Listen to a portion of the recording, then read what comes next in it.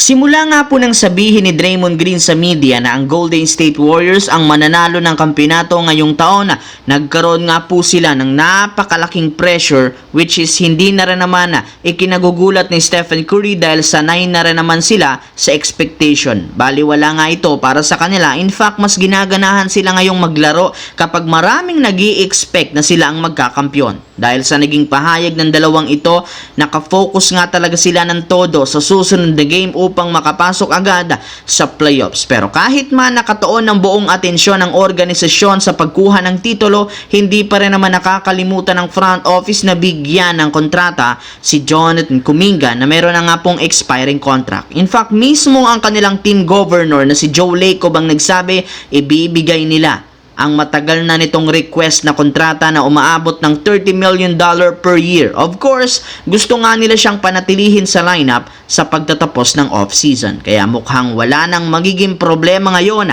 ang Golden State kay Jonathan Kuminga. Samantala, sa unang pagkakataon si Maxi Kleber na lang naman ang nakalista bilang out sa injury report ng Lakers kontra sa Hornets. At kahit man nakalista bilang questionable si LeBron, inaasahan pa rin na maglalaro siya dito, which is isang magandang sinyales na kumpleto ang lineup. Kaya sa pagkakataong ito sa wakas, aangat na kung sakaling maipanalo nila ang laro. Sa ngayon, nakaupo sila sa panglima na merong record 32 wins, 20 losses kung saan 0.5 games na lang naman ang kalamangan sa kanila ng number 4 na Houston Rockets, 2.5 games ang number 3 na Denver Nuggets. And since kompleto ang team, healthy ang Big 3 na sina LeBron, Luka at Reeves, hindi malabong umakyat pa sila, lalo pat winnable games ang kanilang susunod na dalawang laro kontra sa Hornets at Blazers sa kabila ng pinakamahihinang team. Kaya pagkakataon nila ito para makabawi at makakuha ng panalo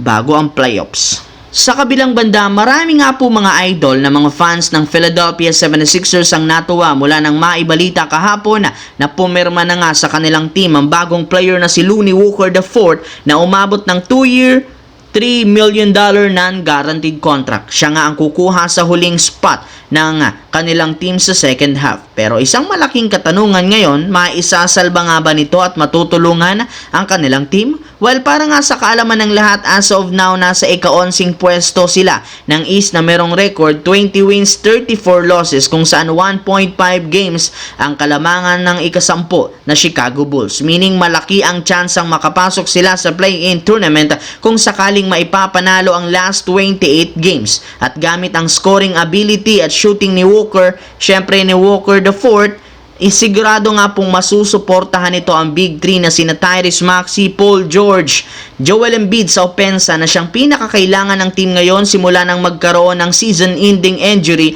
na si Jared McCain. Kaya expected na magkakaroon siya ng malaking role na gagamiting rotation ng Philadelphia sa mga susunod na laro.